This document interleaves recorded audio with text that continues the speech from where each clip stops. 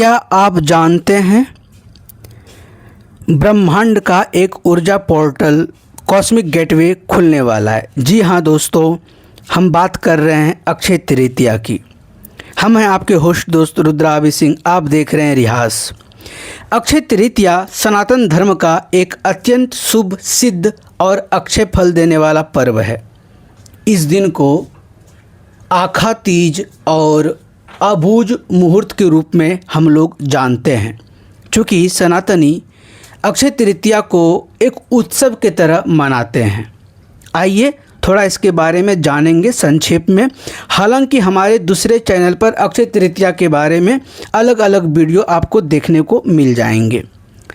इस दिन का किया गया आपके द्वारा आध्यात्मिक कर्म, चाहे आप जप करें, तप करें, दान करें, साधना करें, वो कभी नष्ट नहीं होता, बल्कि जीवन भर और जन्मों तक फल देने वाला होता है। मान्यता है कि अक्षय फल की प्राप्ति होती है। जानते हैं अक्षय तृतीया 2026 में जो तिथि है वो 19 अप्रैल 2026 रविवार वैशाख शुक्ल पक्ष तृतीया तिथि। विशेषता क्या रहेगी? इस दिन सूर्य और चंद्रमा दोनों उच्च स्थिति में होंगे।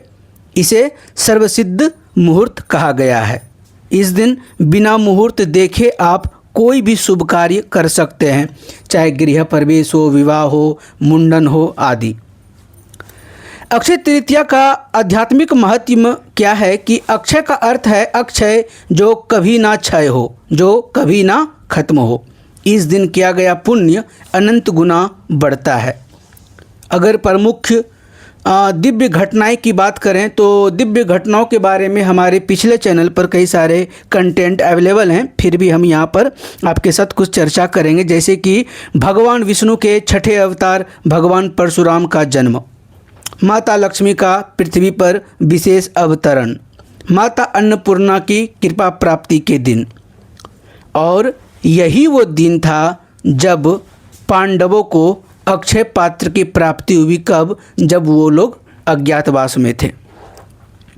इसलिए यह दिन धन, अन्न और सौभाग्य का अक्षय स्रोत है। अक्षय तृतीया का गुप्त रहस्य ऊर्जा का अक्षय द्वार। इसी दिन ब्रह्मांड का ऊर्जा पोर्टल खुलेगा, कॉस्मिक गेटवे, जो आपके द्वारा किया गया आध्यात्मिक कर्म को कई गुना बढ़ाता है। दोस्तों, इस दिन त्रिगुण जो है, त्रिगुणात्मक शक्तियां हैं, यह भी संतुलन में रहेगा। सत्व, रज, तम, ये तीनों गुण इस दिन संतुलित रहते हैं। इसलिए साधना जल्दी सिद्ध होते हैं। अगर कर्म गुणन का सिद्धांत की बात करें तो इस दिन किया गया धर्म कर्म 1000 गुना या उससे अधिक फलदायी होता है। विशेषकर आप क्या करें तो दान, जप, लक्ष्मी साधना, कुंडलिनी जागरण का सूक्ष्म अवसर है। तो इस दिन ध्यान करने से जल्दी चक्र एक्टिव होते हैं। हम एक्टिव की बात कर रहे, अर्थात आप अपने ऊर्जा को ऊर्ध्वगामी कर सकते हैं।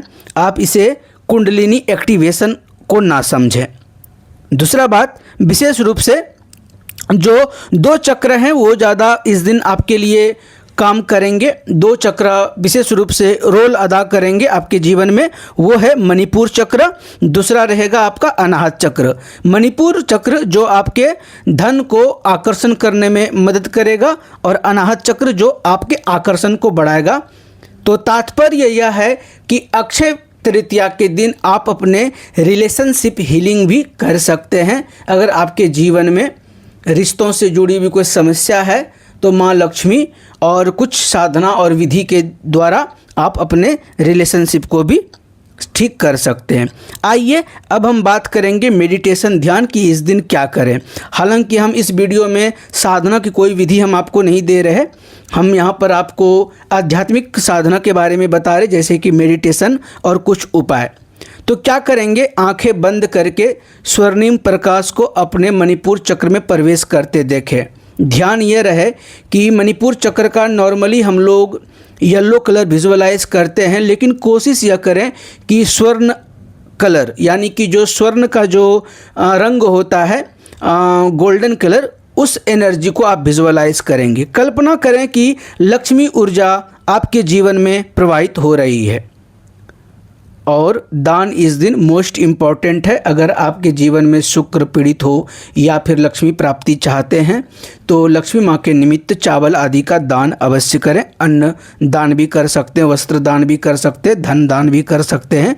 इससे आपको अक्षय पुण्य बनेगा।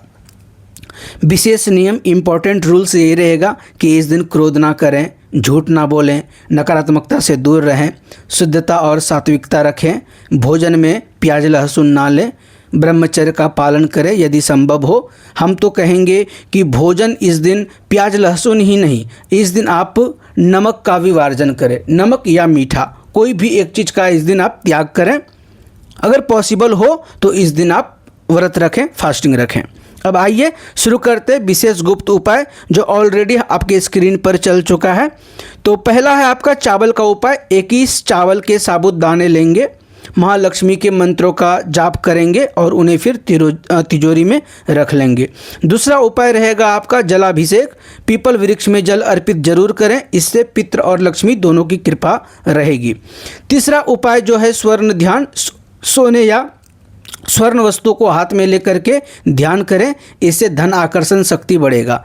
और चौथा जो सबसे महत्वपूर्ण उपाय यह है कि आप किसी भी देवी मंदिर में, किसी भी देवी स्थान में दीपदान जरूर करें, जितना आपसे बन पड़े। 11, 21, 51, 108।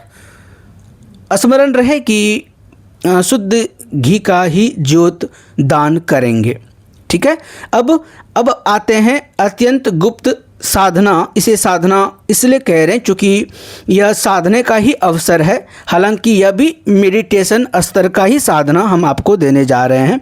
क्या करेंगे कि एक दीप जलाएंगे, एक ज्योत जलाएंगे माता लक्ष्मी के समक्ष और उन्हें गुलाब अर्पण करें। और आपके पास अगर अष्टगंध हो, अष्टगंध का इत्र, तो अष्टगंध अर्पण करें। अष्टगंध आप स्वयं पर लगाएं या फिर कोई भी गुलाब आदि का इत्र जरूर लगाएं। उसके बाद श्रीम बागबीज मंत्र का पहले 108 बार एक माला जाप करें, फिर पूर्ण मौन धारण करें।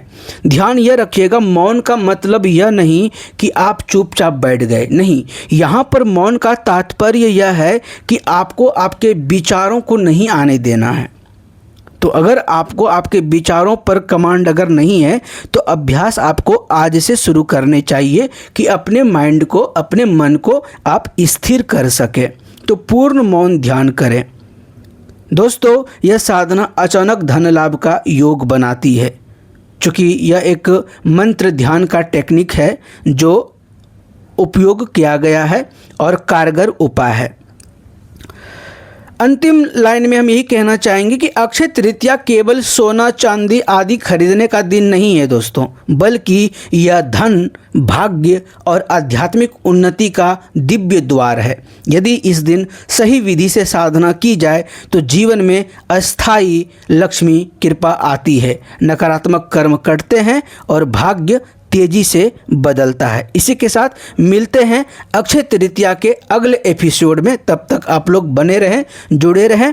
अगर वीडियो अच्छा लगता है तो लाइक, चैनल को सब्सक्राइब जरूर करें और अपने परिजनों, दोस्तों और संबंधियों के साथ शेयर अवश्य करें और लाइक एंड सब्सक्राइब करना ना भूलें। ठीक है, मिलते हैं अगले एपिसोड में। तब तक हंसते रहिए, मुस्कुराते रहिए, गदगदाते रहिए। ओम नमो नारायण, नमः चंडिकाय ओम।